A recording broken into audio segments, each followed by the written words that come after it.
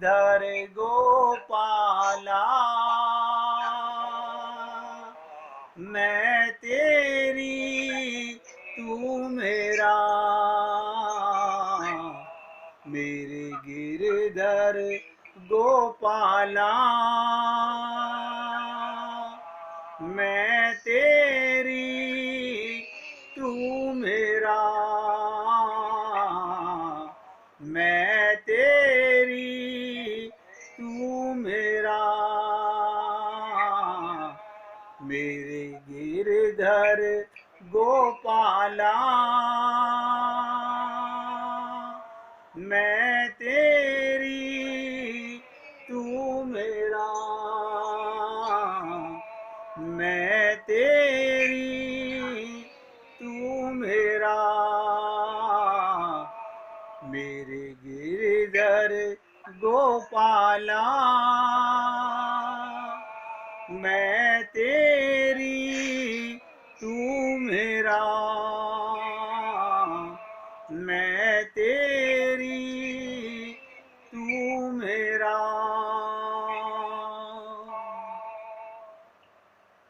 अब बहुत ध्यान से सुनेंगे।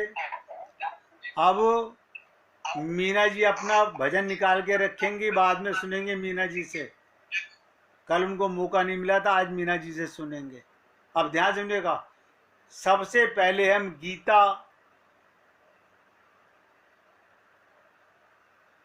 गीता जी के अंदर बहुत खुले शब्दों में भगवान ने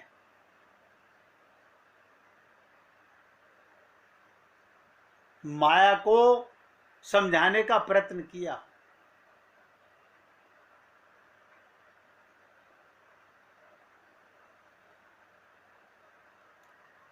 भगवान श्री कृष्ण के 3 रूप कहे गए। क्या मतलब? एक उत्पत्ति करने वाला ब्रह्मा, एक स्थिति करने वाला विष्णु और एक संहार करने वाला। और भगवान ने कहा ये तीनों के निमित्त मैं ही हूं।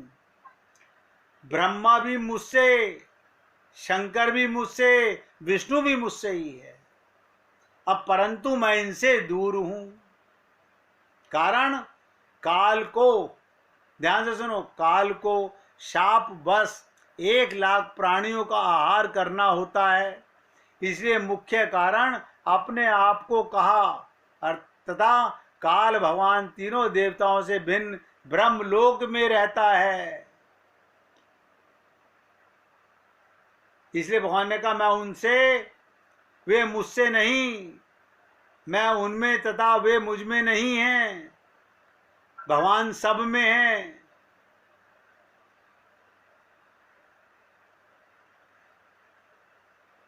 इन गुणों के कार्य रूप सात्विक श्री विष्णु जी के प्रभाव से, यानी सात्विक गुण भगवान विष्णु से आता है। माया के 3 गुण आपने सुना होगा। प्राणी इन्हीं 3 गुणों में फंसा होता है। राजस गुण ब्रह्मा जी से आता है और तामस गुण भगवान शंकर के प्रभाव से। और तीनों प्रकार के भावों से सारा संसार, सारे प्राणी समुदाय मुझ काल के ही जाल में मोहित हो रहा, फंसा हुआ है। इसलिए पूर्ण अविनाशी को नहीं जानता, पूर्ण पुरुषोत्तम परमात्मा को नहीं जान पाता।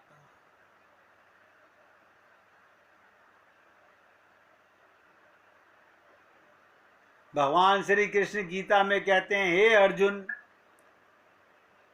मेरा उपास्य देव इष्ट भी वही परमात्मा पूर्ण ब्रह्म ही, तथा मैं भी उसी की शरण में हूं, उसी की शरण में हूं।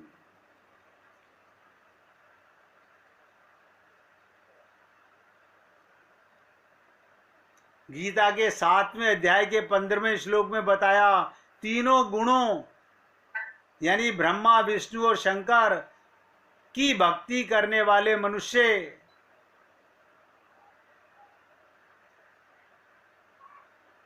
स्वर्ग को जाते हैं, मनुष्यों के लोक में आते हैं, असुर स्वभाव वाले दूषित जाते हैं, मेरी भक्ति नहीं कर पाते।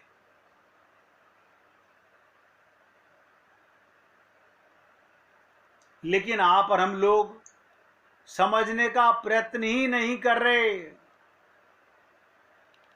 भगवान श्री कृष्ण गीता के अनुसार आसक्ति का कारण क्या है, ध्यान से सुने। आप और हम लोग संसार में इतने आसक्त क्यों हैं? आसक्ति का प्रमुख कारण क्या है? महाभारत का अश्वत्थामा ही, ध्यान से सुनो, महाभारत का अश्वत्थामा ही आसक्ति का प्रतीक है। क्या मतलब? अश्वत्थामा अपने पिता द्रोण का पुत्र था। द्रोण का अर्थ होता है द्वैत।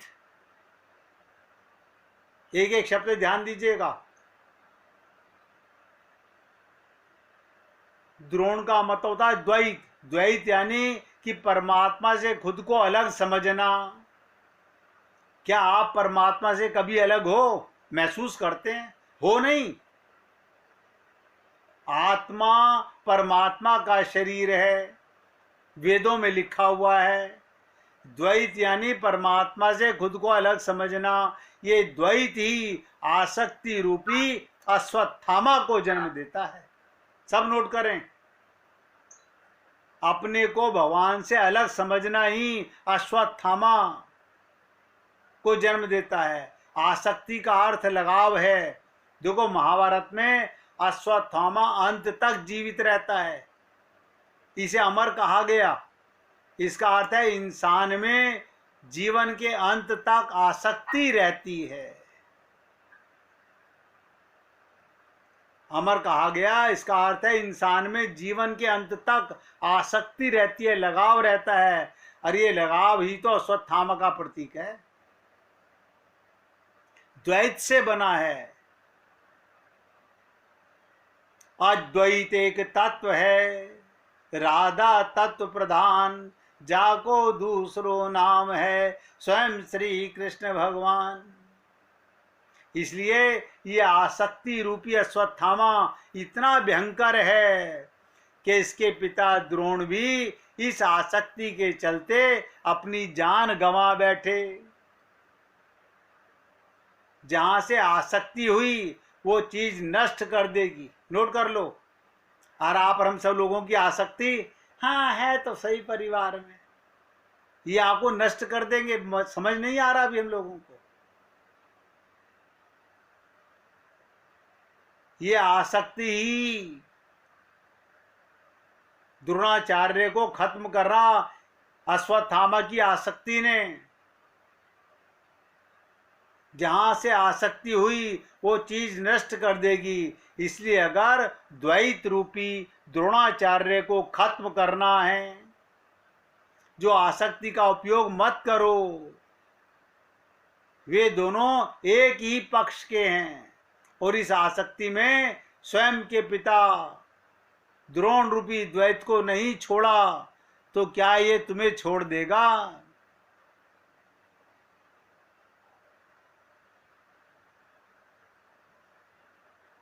स्वयं बोध कीजिए।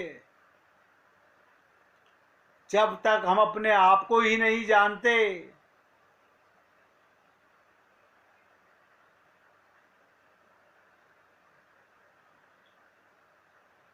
कहत कठिन समझत कठिन।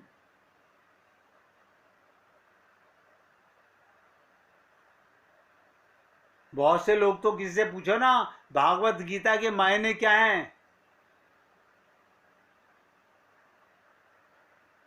तो एक दिन किसी संत ने पूछा, तो ध्यान से सुनिएगा।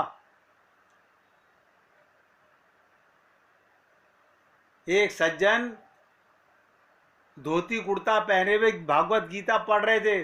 तभी एक लड़का आया और बोला, आज साइंस का जमाना है, फिर भी आप लोग ऐसी किताबें पढ़ते हो, बताइएगा।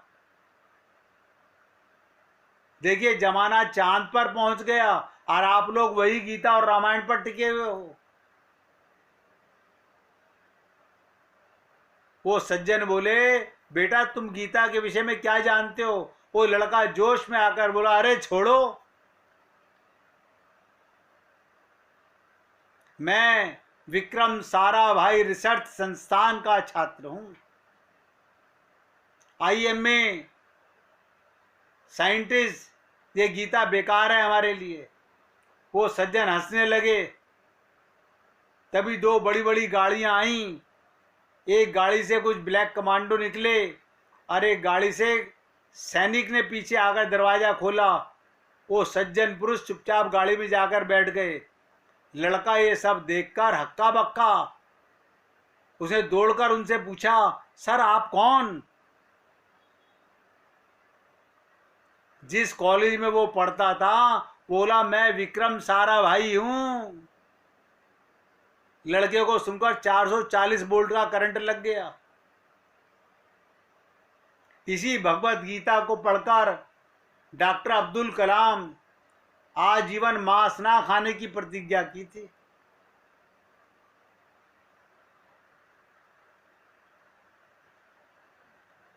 लेकिन कौन समझे?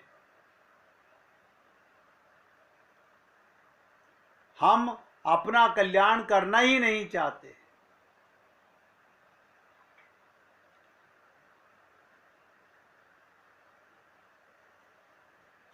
गीता में बहुत सुंदर कहा गया, स्थित प्रज्ञ क्या होता है?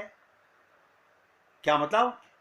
माया के खेल को महसूस किए बिना, ध्यान से सुनो, माया ठगनी को ना समझे बिना कोई स्थित प्रज्ञ होना संभव ही नहीं है। स्थित प्रज्ञ माने क्या?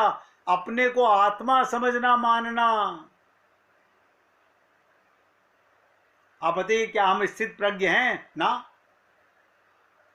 एक अभिनेता जब तक अपनी भूमिका में नहीं डूबता उसका अभिनय जीवंत नहीं दिखाई दे सकता, डूबना पड़ता है। इसके बावजूद भी वो संयत रहता है, क्योंकि वो जानता है उसकी भूमिका वास्तविक नहीं है। आप और हम लोग भक्त बनने का ढोंग करते हैं, भक्त को दिखाना नहीं पड़ता।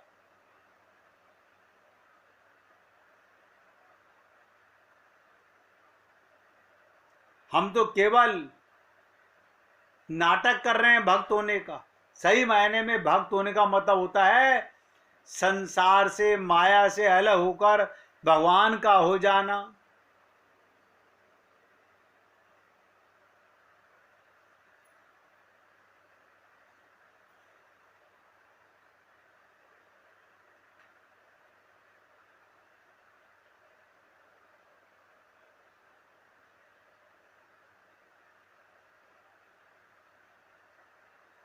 बार बार सोचें,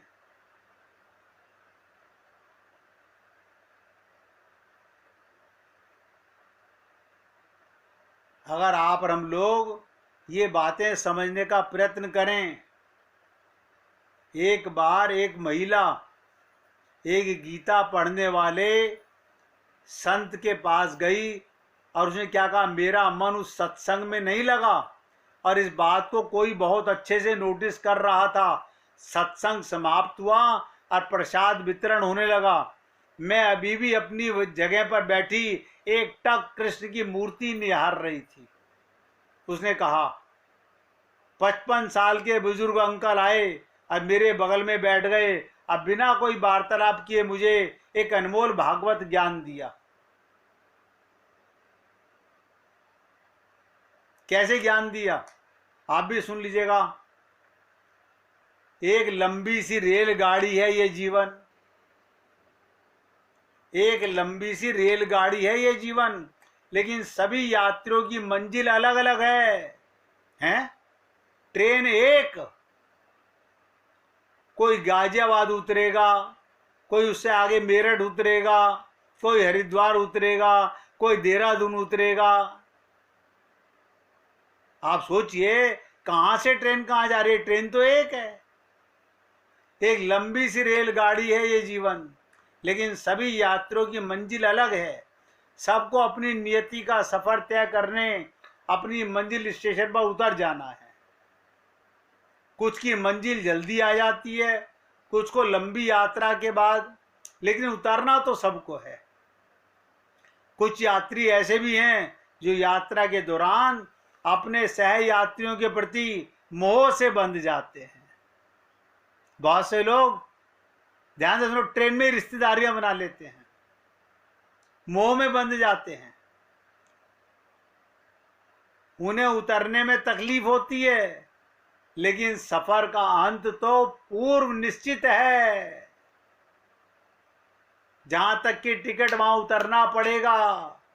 मम्मी बेटे में कितनी आसक्त हो, बेटा मम्मी में कितना आसक्त हो,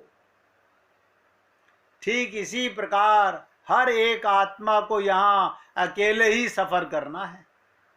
जो उनके आसपास है ये सिर्फ मोह और माया के बंधन हैं। लोग आग 7-7 जन्मों के वादे करते हैं।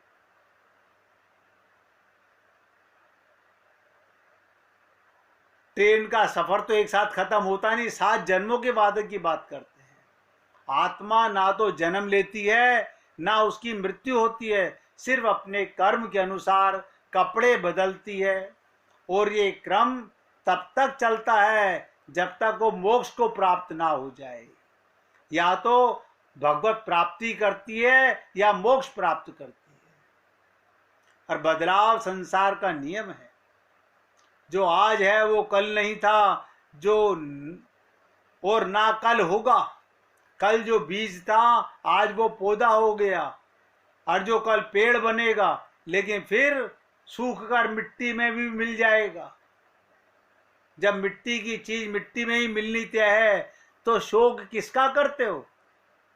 आप देखो, मिट्टी का शरीर मिट्टी में मिलता है, हम रोते हैं, कहता है कि हमारा विद्वान लोग हैं, हम लोग, कितना कमाल है हमारा। अपने अंदर के परिवर्तन को स्वीकार करना ही दुखों की मुक्ति है। लोग कहते हैं हमें मुक्ति मिल जाए। मुक्ति का मतलब क्या? परिवर्तन को स्वीकार कीजिए। ईश्वर ने संसार में ऐसा कुछ भी नहीं बनाया जो इंसान के लिए गलत है। अगर कृष्ण कुछ छीनते हैं तो उससे भी बेहतर करके ही लौटाते हैं। आज का दुख ही भविष्य में खुशियों की कुंजी बनेगी। जो भी होता है उसमें तेरा ही भला निहित है, देर सवेरे पता चल ही जाता है। इसलिए हे पुण्य आत्माओं, सिर्फ शरीर मरता है, आत्मा अमर है। जीर्ण शरीर का आवरण आत्मा बदलकर वापस जन्म लेती है। शरीर का आवरण, आत्मा बदलकर शरीर का जन्म होता, आत्मा जन्म नहीं लेती। जब उसकी मृत्यु नहीं होती तो जन्म कैसे लेगी? ये तेरे अच्छे कर्म हैं कि तुझ पर भागवत कृपा हुई। तेरे किस्मत में पुत्र वियोग तो पहले से ही लिखा था, लेकिन ईश्वर ने नन्ही आयु में छीनकर तुझे ये आश्वासन दिया कि तुझे एक बार फिर से पा सकती है। वरना ऐसे भी लोग हैं जिनके पुत्र भरी जवानी में मृत्यु को प्राप्त होते हैं। सोचो उस माँ का दर्द, और वापस उसे नहीं पा सकती। हर कार्य और होने के पीछे कोई कारण छिपा होता है। तो वो स्त्री बोली, जिसे संत ने समझाया, मेरा बेटा जन्म से ही विकलांग है, आज जवान हो गया, पत्नी नहीं। अब मेरी रोजाना अपने बेटे का मंदिर लाता हूँ, उसकी सेवा करता हूँ। ये मेरे पिछले जन्मों के अधूरे कर्म है जो इस जन्म में चुका रहा हूँ। इसलिए भगवान श्री कृष्ण कहते हैं, तुम स्वयं अपने भाग्य के निर्माता हो। तुम जैसी सोच रखोगे वैसा पाओगे। जो तुम सृष्टि से मांगोगे वही सृष्टि तुम्हें लौटा देगी। आप और हम लोग अपना कल्याण कब कैसे करेंगे?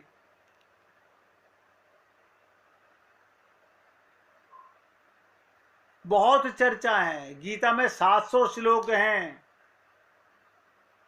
एक एक श्लोक की चर्चा की जाए तो खोपड़ी फट जाए कि माया क्या है।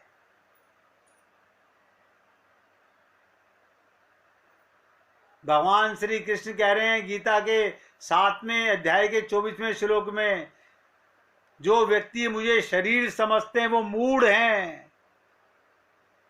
यानी भगवान को भी हम शरीर समझते हैं।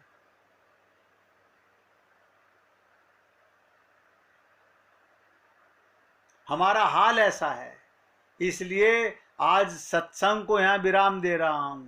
अभी माया और काया की बातें खत्म नहीं हुई हैं।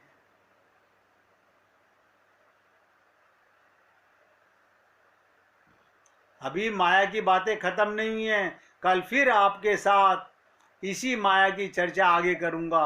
आज मीना जी भजन सुनाना चाहती हैं, आप उनसे भजन सुनिएगा। सुनाइए मीना जी। हाँ सुना।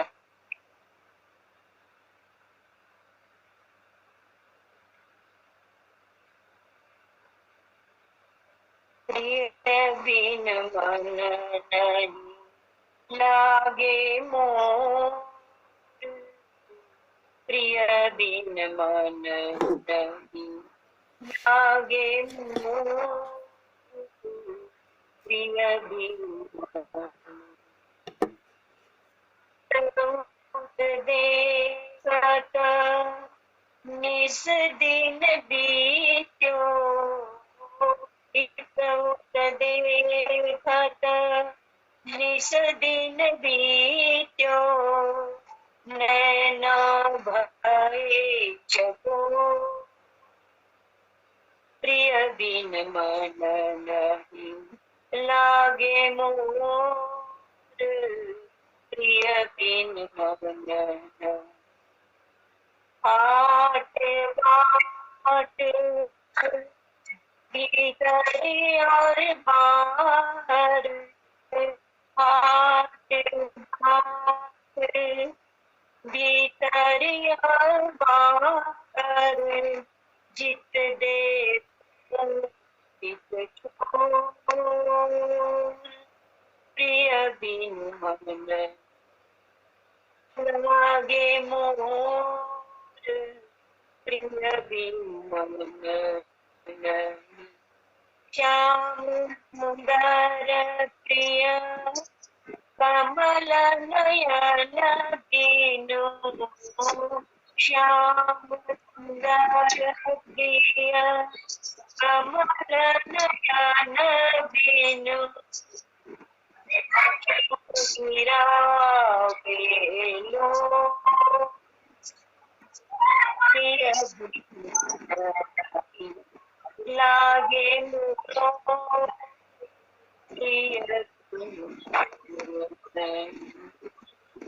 भाग्य पवन दीदी कैसे पाऊं, भाग्य पवन दीदी कैसे पाऊं, तुम ही कहो तुझको, प्रिय बिन मन नहीं लागे मोर, प्रिय बिन मन।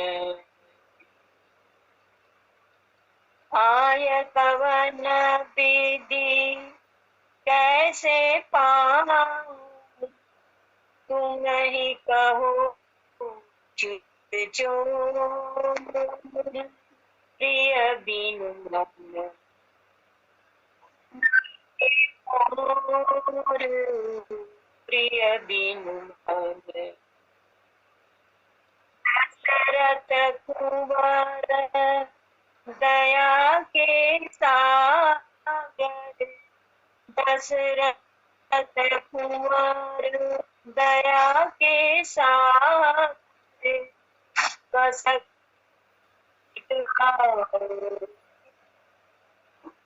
प्रिय बिन मन लागे मोर, प्रिय बिन मन।